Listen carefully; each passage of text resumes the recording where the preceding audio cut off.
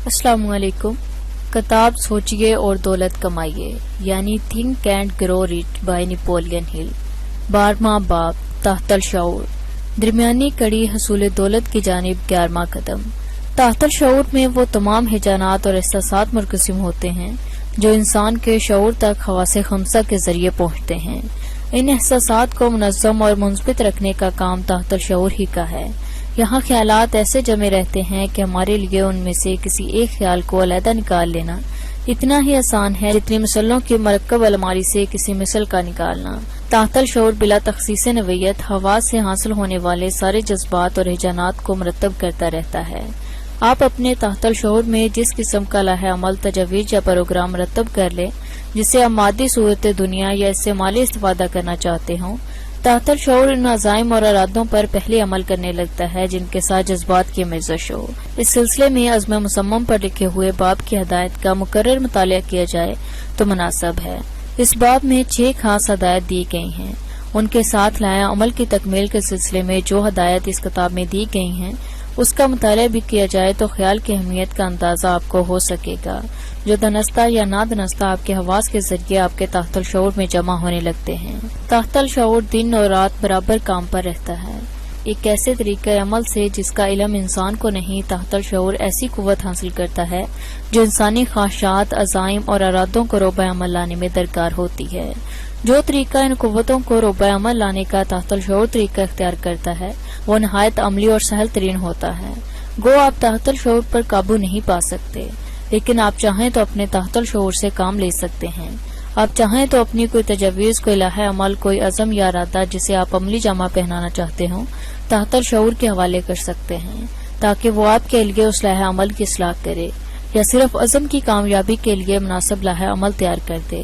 اس بارے میں ذاتی تحریک کے باب میں تحت الشعور کے استعمال کی جو ہدایت دی گئی ہیں انہیں آپ پھر سے پڑھیں۔ اس امر کی شہادت مہیا ہو سکتی ہے کہ تحت الشعور انسان کے دماغ اور ہمارے بنانے والے کی لامحدود ذہانت کے درمیان ایک واسطے کی طرح کام کرتا ہے۔ اس واسطے کے ذریعے ہم قادر مطلق سے ضروری قوتیں حاصل کر سکتے ہیں۔ ہمارا تحت الشعور ہی وہ راستہ ہے جسے وہ طریقے معلوم ہیں جن کے ذریعے ہم ذہنی ہیجانات کو روحانی معاملات میں بدل سکتے ہیں۔ یہی وہ ذریعہ ہے جس کے توسط سے دعائیں اس ہستی تک پہنچائی جا سکتی ہیں جو انہیں سن سکتی اور قبولیت عطا کر سکتی ہے۔ تحت الشعور کے ساتھ تخلیقی تخیل کے ملانے کے بعد اس سے حاصل ہونے والے فوائد کے امکانات بہت زیادہ ہیں جو انسان کے دل میں اس کی اپنی غیرت و توقیر کو بڑھا دیتا ہے۔ تحت الشعور کے متعلق ہماری معلومات نہایت محدود ہیں۔ ابھی اس میدان میں اتنی تحقیقات نہیں ہوئی ہیں کہ بلا جھجک، بلا خوف و تردد اس بارے میں بہت زیادہ کہا جائے۔ واقعہ یہ ہے کہ تحت الشعور انسان کے شعور اور ذہن مطلق کے درمیان ایک واسطے کا کام کرتا ہے جو انسان کو استدلال سے پرے کر دیتا ہے۔ جب آپ نے تحت الشعور کے وجود کو تسلیم کر لیا اور یہ بھی مان لیا کہ یہ ہماری خواہشات اور عزائم کو مالی اور مادی معاملات میں تبدیل کرنے کے امکانات پیدا کرتا ہے تو ہم عزم مصمم کے باب میں دی ہوئی ہدایت بخوبی سمجھ سکتے ہیں۔ آپ پر اس ہدایت کا راز بھی اس سے منکشف ہو جائے گا کہ کیوں آپ سے بار بار کہا جاتا ہے کہ آپ اپنا عزم، اپنی خواہش اور اپنے ارادے کے بارے میں قطعیت سے طے کر لیں اور اسے ایک بار ضبط تحریر میں لے آئیں۔ آپ یہ بھی اس سے معلوم کر لیں گے کہ ان ہدایت پر ثابت قدمی سے عمل کرنے کی کیا وجہ ہے۔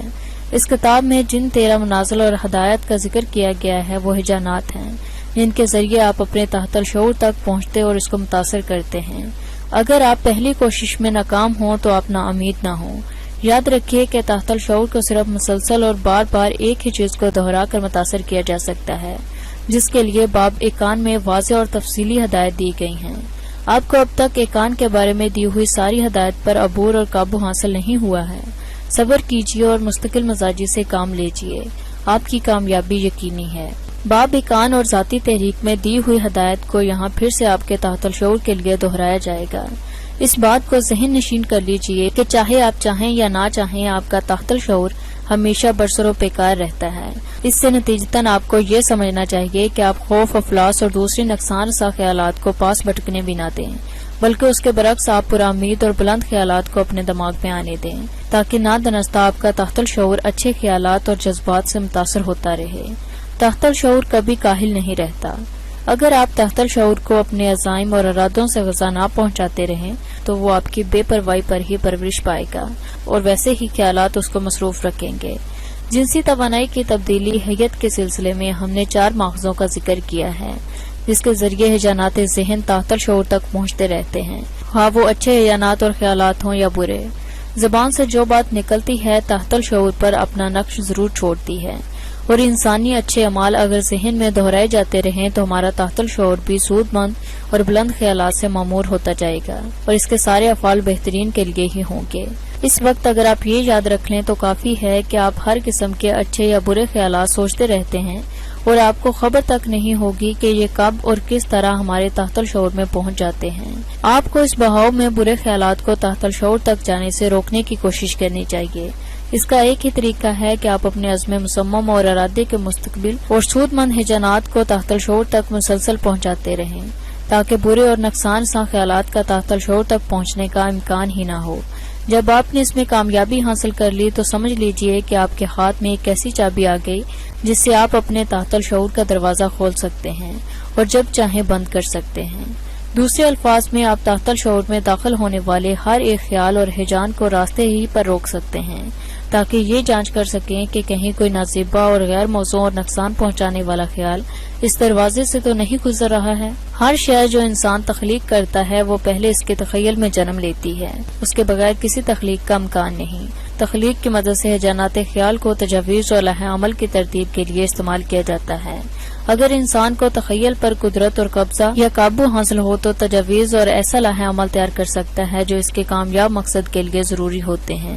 وہ تمام خیالات یا ہیجانات جو خیال کو عمل کی صورت دیتا ہے اور جو چپکے بذات خود تحت الشعور میں اس کے ہم رکاب ہو، اس کے ساتھ کسی تجویز یا لائحہ عمل کے ساتھ ایک کان کا کامیابی کا ملایا جانا نہایت ضروری ہے، تاکہ تحت الشعور اس پر عمل پیرا ہو سکے، اور صرف تخیل کی فراوانی سے ہی ممکن ہے۔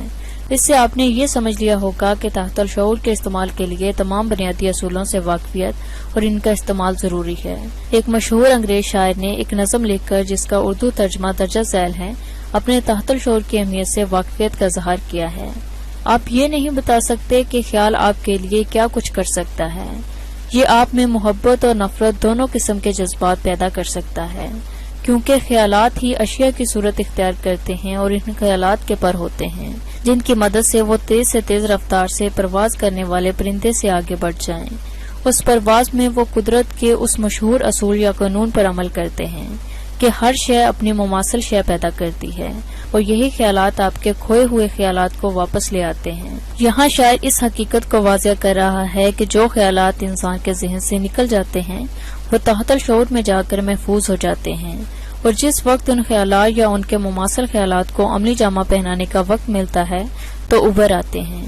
جس طرح مصور کے ذہن کے دھندلے نقوش اس کے مکلم کی چھیڑ سے جاگ اٹھتے ہیں، یا ساز سے تاروں میں خفیہ نغمات مضراب سے گدگدائے جانے کے منتظر رہتے ہیں، اشیاء بھی حقیقت میں خیالات ہیں، کیونکہ ان کی ابتدا خیال کی توانائی ہی سے ہوتی ہے۔ تحت الشعور بمقابلہ ان خیالات کے جو ذہن انسان کے حصہ استدلال سے پیدا ہوتے ہیں، جذبات انسانی سے پیدا ہونے والے خیالات سے زیادہ متاثر ہوتا ہے۔ واقعہ یہ ہے کہ ہم بآسانی اس امر کو ثابت کر سکتے ہیں کہ صرف جذبات سے ہی بھرے ہوئے خیالات ہی تحت الشعور میں ایسے تاثرات پیدا کر سکتے ہیں جن پر عمل کیا جا سکتا ہے۔ یہ ایک عام بات ہے کہ جذبات یا احساسات سے اکثر انسان متاثر ہوتے ہیں، اس لیے اگر یہ درست ہے کہ تحت الشعور جذبات اور احساسات بھرے ہوئے خیالات سے بہت جلد متاثر ہو سکتا ہے تو جذبات اور احساسات کو خیال میں شدت ہو۔ نیز یہ بھی جان لیں کہ اہم جذبات اور احساسات کون کون سے ہیں۔ انسان کے سارے جذبات کا تجزیہ کرنے کے بعد اس امر کا پتہ چلا ہے کہ دنیا میں 7 قسم کے جذبات ایسے جذبات ہیں جو نقصان دہ ہیں۔ جہاں تک نقصان رساں خیالات کا تعلق ہے جو خود بخود تحت الشعور تک اپنا راستہ آپ پیدا کر لیتے ہیں، فائدہ مند اور مفید خیالات کو انسان کوشش سے تحت الشعور تک پہنچاتا ہے، جس کے لیے اس کی ذاتی تحریک ذہنی کی مددگار ہوتی ہے۔ اس بارے میں باب ذاتی کی تحریک میں تفصیلی ہدایت دی جا چکی ہیں۔ متذکرہ بالا جذبات اور ہیجانات احساس کو عملی خیالات کے عمل میں منتقل کرنے میں ایسے ہی کام کرتے ہیں جیسے خمیری روٹی میں خمیر، والا اس عمل پیدا کرنے والے عنصر کے خیال ہی رہتا ہے، عمل نہیں بنتا۔ اس طرح سے ہم اس واقعہ کو بھی سمجھ سکتے ہیں کہ کیوں جذبات اور احساسات سے ملے ہوئے یا بھرے ہوئے خیالات پر مقابلہ استدلال اور دلائل سے پیدا ہونے والے خیالات کے زیادہ پر اثر اور فوری اثر پذیری کی قوت رکھتے ہیں۔ آپ اپنے آپ کو اس وقت اس طرح تیار کر رہے ہیں کہ آپ کا اپنے تحت الشعور پر پورا اقتدار ہوتا کہ آپ کو اپنی خواہش حصول دولت کو عملی جامہ پہنانے میں سہولت ہو۔ اس لیے یہ ضروری ہے کہ آپ تحت الشعور پر قابو پانے کے اصول سے واقف ہوں۔ آپ کو تحت الشعور کی زبان بھی جاننی چاہیے تاکہ آپ کے سوالات کا جواب ملے یا وہ آپ کے حکم پر دو استادہ اور کمر بستہ ہو جائے۔ تحت الشعور کی زبان جذبات اور احساسات کی زبان ہے۔ آئیے ایسے موقع پر ان اچھے اور برے جذبات سے واقف ہو جائیں جس سے تحت الشعور متاثر ہو سکتا ہے یا متاثر کیا جا سکتا ہے۔ ذیل میں ان 7 اچھے اور سودمند جذبات اور احساسات کی تفصیل درج ہے جن کا اوپر ذکر کیا گیا ہے۔ ان کے بعد آگے ان 7 ایسے جذبات کی بھی تفصیل دی جائے گی جو نقصان دہ ہیں۔ اچھے جذبات: نمبر 1 خواہش، نمبر 2 ایکان، نمبر 3 محبت، نمبر 4 جذبہ جنسی، نمبر 5 جوش عمل، نمبر 6 رومان، نمبر 7 امید۔ گو ان کے علاوہ اور بھی بہت سارے جذبات ہیں جو مفید اور سودمند ہو سکتے ہیں لیکن وہ ان کے مقابلے میں اہم اور زیادہ اثر پذیر نہیں۔ آپ ان جذبات پر قابو پا لیں تو دوسرے جذبات خود بخود آپ کے حکم کے منتظر رہیں گے اور ان جذبات پر قابو پانا صرف اس کے استعمال پر ہی موقوف ہے۔ یاد رکھیے کہ یہ کتاب آپ کو حصول دولت کے خیالات سے بہرہ کرنے کے لیے لکھی جا رہی ہے۔ ظاہر ہے کہ ایسی صورت میں آپ کے ذہن کو عمدہ مفید اور سودمند خیالات سے ہی معمور رکھنا اور معمور کرنا اس کا مقصد ہے۔ بڑے اور نقصان رساں خیالات اس مقصد کے لیے کارآمد ہو سکتے ہیں۔ ذیل میں ان 7 جذبات کا ذکر کیا گیا ہے جس سے انسان کو بچتے رہنا چاہیے۔ نمبر 1 خوف، نمبر 2 تعصب، نمبر 3 نفرت، نمبر 4 انتقام، نمبر 5 ہوس، نمبر 6 توہم، نمبر 7 غصہ۔ انسان کے دماغ میں اچھے اور برے، سودمند اور نقصان رساں خیالات ایک ہی ساتھ جاگزی نہیں ہو سکتے۔ ان میں سے کسی ایک کا دوسرے پر حاوی ہونا ضروری ہے۔ یہ آپ کا فریضہ ہے کہ اچھے خیالات کو ہمیشہ ہمیشہ کے لیے اپنے دماغ پر مسلط رکھیں۔ یہاں قانونی عادت آپ کی مدد کے لیے آ جائے گا۔ عادت ڈالنے اور اس پر مسلسل عمل کرنے سے آپ یہ کر سکتے ہیں کہ کوئی برا خیال یا نقصان دہ جذبہ آپ کے ذہن میں داخل ہی نہ ہو۔ انہی ہدایت پر لفظ و لفظ عمل کرنا تحت الشعور پر آپ کو مکمل قدرت دے سکتا ہے۔ یہ یاد رکھیے کہ کسی ایک نقصان رساں یا برے خیال کی موجودگی آپ کے سارے اچھے جذبات اور خیالات کو آپ کے تحت الشعور اور ذہن کی بنا پر متاثر کر سکتی ہے اور آپ کا سارا تعمیری پروگرام تھرم برم ہو سکتا ہے۔ اگر آپ چشم بینا رکھتے ہوں تو آپ کو معلوم ہوگا کہ لوگ اس وقت دعاؤں کی طرف بڑھتے ہیں جو اپنے آپ کو خالق حقیقی کی طرف رجوع کرتے ہیں۔ جب انہیں ہر طرف سے ناکامی ہو چکی ہوتی ہے یا جذبات سے عاری کھوکھلے الفاظ دہرا کر یہ سمجھتے ہیں کہ انہوں نے دعا کر لی، کیونکہ یہ واقعہ ہے کہ وہ لوگ جو اللہ تعالیٰ کی طرف رجوع کرتے ہیں وہ ساری امیدیں اور توقعات کھو چکے ہوتے ہیں۔ ان کی دعائیں شک و شبہ اور خوف میں ملوث ہوتی ہیں اور یہ وہی جذبات ہیں جس سے اس وقت ان کا تحت الشعور متاثر ہوتا رہتا ہے۔ نتیجہ یہ ہے کہ دعا در حق سے لوٹ آتی ہے اور اس کی پذیرائی نہیں ہوتی۔ اگر آپ نے دعا کی لیکن آپ کو یہ خوف لگا ہوا ہے کہ ممکن ہے یہ دعا قبول نہ ہو یا آپ کو اپنی خواہش اور تمنا پوری ہوتی ہوئی نظر نہ آئے تو یقین جانیے کہ آپ کی دعائیں رائگاں ہو گئی۔ دعا کرنی ہو تو پرامید انداز میں کیجیے۔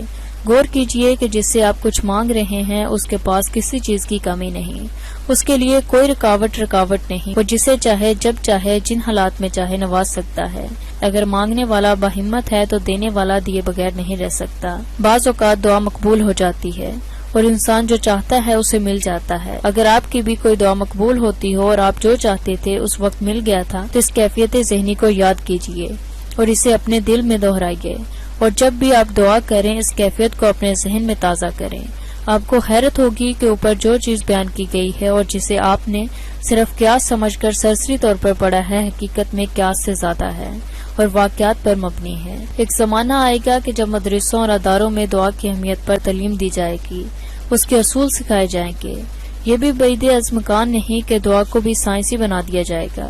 جب وقت آئے گا تو دیکھا جائے گا کہ ذہن مطلق اور خالق حقیقی کے سامنے دستے سوال دراز کرنے والا انسان خوف اور ناامیدی سے نہیں بلکہ امید اور بے خوفی سے آگے بڑھے گا، کیونکہ دنیا سے خوف اور ناامیدی ہمیشہ ہمیشہ کے لیے مٹ جائیں گے۔ تعصب، جہالت، توہم اور اس قسم کے سارے نقصان رساں جذبات ختم ہو جائیں گے، اور بے خوف بچے کی طرح جو اس امید سے ہاتھ پھیلاتا ہے کہ وہ اپنا کھلونا حاصل کر کے ہی رہے گا، ہم دنیا میں رہ کر اپنے پیدا کرنے والے سے اپنی دعائیں قبول کروا لیں گے۔ بعض خوش قسمت انسان جنہوں نے خوف سے اپنے دلوں کو پاک کر لیا ہے اس مقام کو حاصل کر چکے ہیں۔ اگر آپ کو اس پیشن گوئی پر یقین نہ ہو تو طریقے انسانی کا مطالعہ کیجیے۔ 1 صدی پہلے انسان برقی قوت کو قہر خداوندی سے منسوب کیا کرتا تھا اور اس سے ڈرتا تھا۔ آج کا انسان اس برق اور برقی قوت پر قابض ہے اور اسے اپنی روزمرہ ضروریات میں بے کھٹکے استعمال کر رہا ہے۔ 1 صدی سے بھی کم عرصہ گزرا ہے کہ انسان سیاروں اور ستاروں کے درمیانی فضا کو ایک بے جان خلا تصور کرتا تھا اور سمجھتا تھا کہ یہ خلا بے وجہ ہے، لیکن آج ہم جانتے ہیں کہ یہ خلا بے جان نہیں ہے بلکہ اس میں ارتعاشات کا ان گنت سلسلہ ہے جن کی رفتار خیال سے کم ہے، لیکن کوئی اور شے یا توانائی اس رفتار کو نہیں پہنچ سکتی۔ اور اب ہم یہ بھی جانتے ہیں کہ توانائی کا یہ بہاؤ اور یہ ارتعاشات ایک ذہن کو دوسرے ذہن سے اور ایک دل کو دوسرے دل سے متاثر کرنے میں بڑے مددگار ہیں۔ پھر کیا وجہ ہے کہ ہم یہ تصور کریں کہ یہی توانائی، یہی ارتعاشات انسان کو اس کے پیدا کرنے والے سے ملاتے ہیں۔ ذہن انسانی اور ذہن مطلق گو الگ الگ ہیں، لیکن ان دونوں میں رابطہ پیدا ہونے یا کیے جانے میں کوئی رکاوٹ نہیں ہے۔ رابطہ پیدا کرنے کا طریقہ سوائے اس کے کچھ نہیں کہ انسان صبر کان، استقلال، صبر، سمجھ اور حقیقی خواہش سے اس کی کوشش کرے۔ علاوہ سے انسان صرف اپنی ذاتی کوشش سے ہی یہ تعلق پیدا کر سکتا ہے، کسی اور ذریعے سے اپنے لیے دعائیں کروانے کا طریقہ درست نہیں۔